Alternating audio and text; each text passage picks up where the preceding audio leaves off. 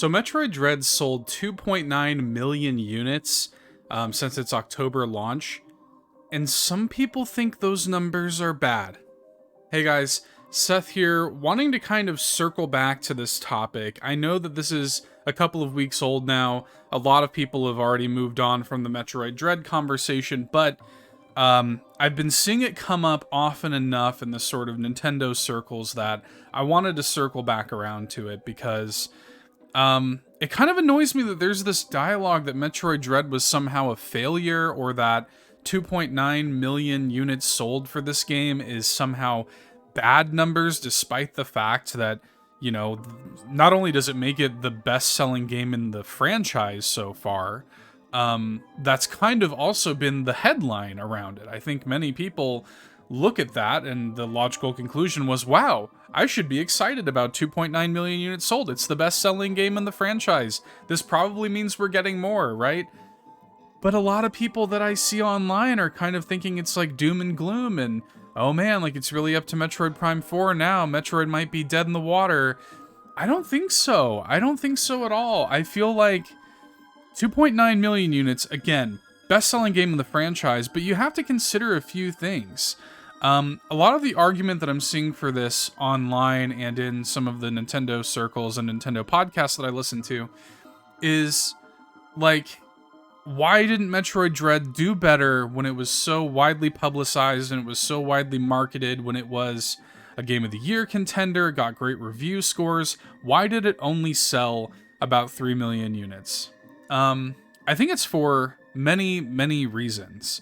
And first of all, the Switch's like meteoric success does not mean that every single game on Nintendo Switch is going to sell like 10 million units plus just by virtue of being on Switch. We have to consider that Metroid Dread is appealing to a very niche market. Maybe in terms of first-party Nintendo IP, maybe the most niche market. And I don't even mean just in terms of sales, I mean in terms of the people it's actually appealing to. So let's play the entire tape. Let's think about this here. Metroid Dread is appealing to longtime Metroid fans, people who are my age and maybe your age if you're watching this, people sort of in their mid to late 30s, and people who have been with the franchise for a long time, people who are kind of along for the ride and have been waiting for this game for like 19 years or however long it was between Dread and Fusion. So for me, it's like, okay, so already that's a pretty narrow subset of the Nintendo Switch audience. And when you look at other games that have done well on the Nintendo Switch, if you look at the top 10 best-selling games on the platform, you're not seeing a lot of these sort of like capital G gamer games, right? You're not even seeing games like Splatoon on there. You're seeing things like Pokemon and Mario Kart and Animal Crossing and Ring Fit Adventure. That's a huge one for me because I'm like, that if nothing else shows you how widespread the Nintendo Switch is. We have to take ourselves out of this capital G gamer bubble that we all live in and think about the widespread appeal and lack of widespread appeal that some of Nintendo's IPs have. Because a game like Ring Fit Adventure being the number 10, I think, best-selling game on the platform is very telling. Capital G gamers, many of them anyway, are not playing Ring Fit Adventure. I'm sorry. Like, I think that most capital G gamers are people who have bodies like mine, okay? I'm sorry. It's just true.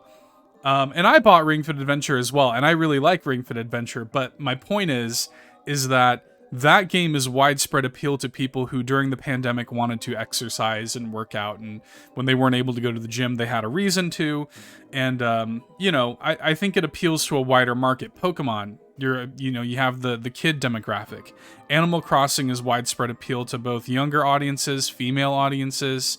Mario Kart, obviously, incredibly wide appeal. Mario in general is incredibly wide appeal. Metroid just isn't. It just doesn't fall into line with a lot of that. And if Nintendo really wanted to tap into mass appeal with Metroid, they haven't even facilitated a good way for people to catch up with the series. So again, take yourself away from the capital G gamer bubble for a hot second and think of yourself as, what I do a lot is when I'm thinking about stuff like this, is I think of myself from the perspective of my mom or my nephews who are young, 5 and 6 years old. think of this audience. Think of people who are outside of your bubble, and from their perspective, it's like, okay, cool. Metroid Dread, I'm seeing it's getting great reviews. It's obviously like a big holiday game for Nintendo on the Switch. I love my Switch, blah, blah, blah. But what else do I know about it? Okay, cool. It's the final game in a long-running series that is kind of the fifth and final entry in a saga that I'm completely removed from. And I don't have a way to really even catch up. Nintendo did do their kind of like Metroid Dread reports, like the database things where they were trying to get you caught up to the story. And I think a lot of people who played Metroid Dread would say that you don't really need to play the previous games to kind of get up to snuff and kind of figure out what you're doing. But the average consumer doesn't know that. The average consumer is like, I mean, literally the trailer started off by calling it Metroid 5. You know what I mean? That's great for us. Again, that's great for the capital G gamers. But for the widespread appeal, for the people who are going out there, another thing that people are pointing out is like, well, how come Kirby sold almost as much as it just in its first 2 weeks? Because Kirby is way more mass appeal. Kirby's way more mass appeal than Metroid. So again, just take yourself out of the bubble a little bit. If Nintendo had a way, if they said, okay, cool, we have this game coming out, currently you can play 1 in Super on the NSO on Switch, which obviously you have to pay for, so already there's a little bit of a barrier there. And then on top of that, they don't have Metroid 2, they don't have Zero Mission or Fusion, or obviously Samus Returns. A lot of these games that people could have found a way to catch themselves up on before Dread came out, to maybe potentially get themselves interested in it, they didn't have a way of doing that. And then you couple that with the dialogue of piracy around Metroid Dread's release, the dialogue of, is this game even worth $60 around the time of release? And I think that hurt. I really do think that hurt the sales of the game.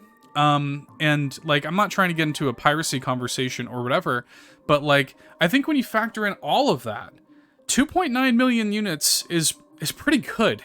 And again, I think it's really telling that this is immediately the best-selling entry in a long-running franchise, even better than the Metroid Prime games, which you could argue are even more mass appeal than Metroid Dread. And in fact, I think that Metroid Prime 4, whenever it finally comes out, has the potential to sell even better than Metroid Dread. So, anyway, I had to get that off of my chest. I feel like there's just been a lot of negativity, a lot of negative dialogue going around Metroid Dread. I think Nintendo even tried to kind of go back to the well on Metroid Dread a little bit, release some free updates to see, you know, kind of what the interest was in getting a few more sales. So, I don't know. I expect this thing to kind of peter out around 3, maybe 3.5 million units sold. And I think that's a great run for Metroid Dread. I really do. Maybe we'll see a discount on it for like Black Friday. That'll see some more units moved, and like I said, maybe it'll peter out about like 3.5 million units ultimately. But I think it's great, and I think if anything, we should be very positive and happy about the future of Metroid as Metroid fans. Very, very much looking forward to Metroid Prime 4, and I think you all should be too.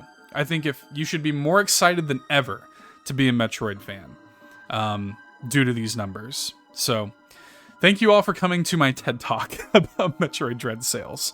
Maybe you disagree with me. Let me know in the comments below what you think of Metroid Dread, about the series sales, what you hope to see from the future of the series, and what you think about these numbers. I would love to hear from you. But until next time, guys, we'll see you later. Bye.